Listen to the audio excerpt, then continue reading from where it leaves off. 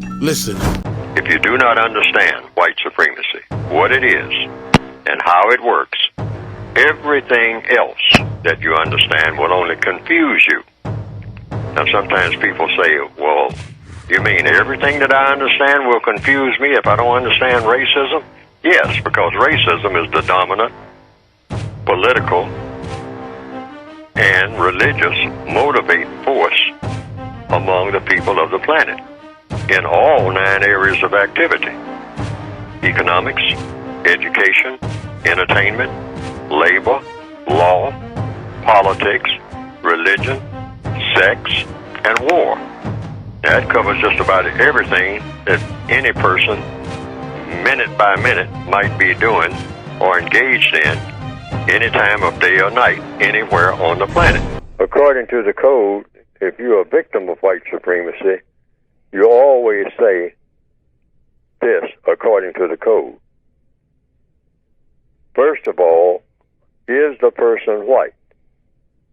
And if the answer is yes, then you say, is this person who is classified as white able to be a white supremacist? In other words, do they know their colors? Do they know the difference between white and non-white?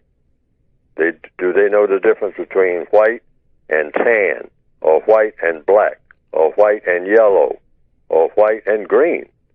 Do they know colors? When they look at a person, do they know the difference between one color and another in that person? And if the answer is yes, and the person is white, then in the system of white supremacy, according to racist logic, that person should be suspected of being a racist.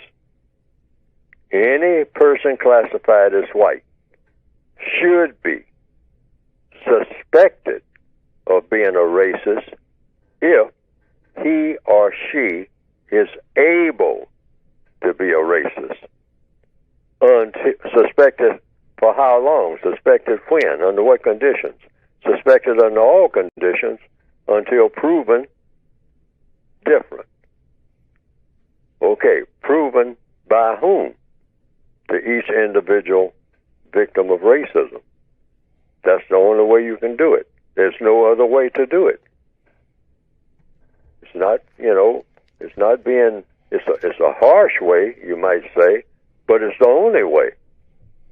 Since there's no standard that anybody has set, there's no test that's been set up that I know of where when a person is classified by race, that you determine whether or not that person is or is not a racist.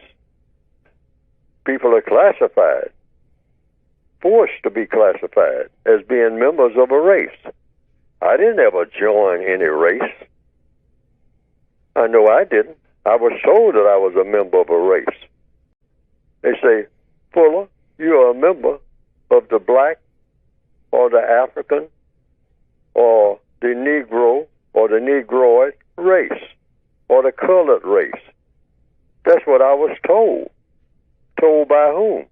By the people who practice racism. They do the telling. They do the classifying. I can't classify them. They classify me. I was told that as a very young person. And I say, well, what's that? I'm a colored person? Yeah. Oh, yeah, well, I do have color in my skin, so they call that color. So what's that got to do with anything? Oh, well, you're in the category of people who are eligible to be mistreated. And I say, eligible to be mistreated? Based on what? Based on you have color in your skin. It's just that simple, fella.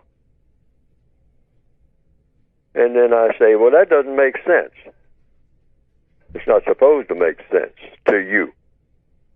Nothing is supposed to make sense to you except what somebody white tells you makes sense.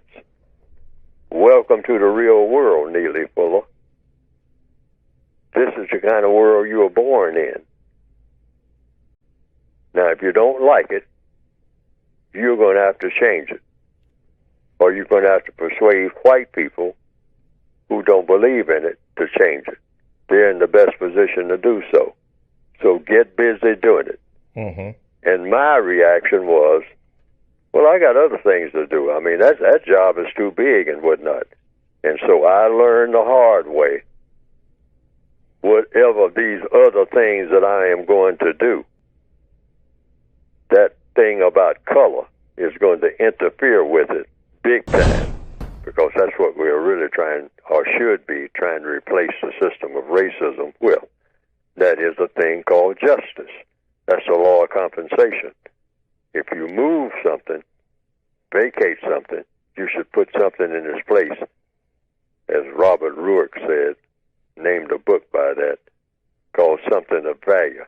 Anytime you move something of value, you should replace something of value, even though that something of value that you're replacing should be better. What you're replacing it with should be better than what was there in the first place. Racism is something of value to the races, but justice presumably would be better than racism. That's why the website that I have is called Produce Justice. But you go to producejustice.com, and what will come up on the screen is a textbook that I have written that I hope will help a person of color to think, speak, and act to produce that product called justice. And in the process of doing that, you'll be replacing with justice. Mm-hmm. You'll be using that to replace it, this thing called the system of white supremacy.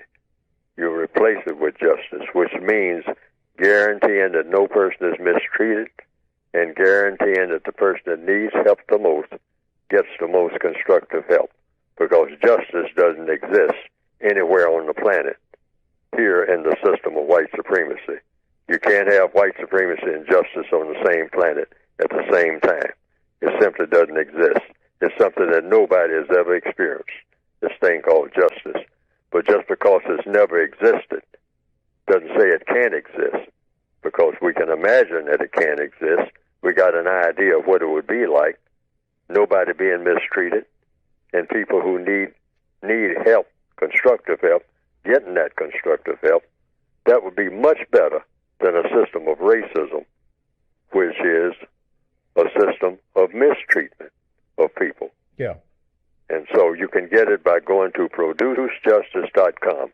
And the book is addressed to the individual person, what you can do without having to consult somebody else and what they're doing or look to see what somebody else is doing. You just concentrate on what you can do each and every day that will better your condition wherever you happen to be. That's what it's, because the theory is, the concept is, and I don't know whether this will work or not, but I believe it will.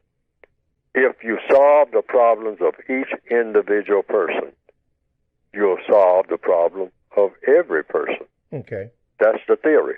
Very simple, but I think it makes sense. Okay. It's logical. Now, some people have said they've seen some cartoons of my work on the internet that have been presented, and that it pretty well embellishes what I have been trying to say in my textbooks. And to the extent that it does that, well, that has been, from what I understand, some people reported to me, a plus. Because they didn't understand what I had written very well, but when they saw those cartoons that just repeated what I was saying and attaching my name to it, and came right out of the book, the material did, they say that they better understood it. And I can understand that, because people are kind of visual, particularly in the year 2021 now, more visual than ever.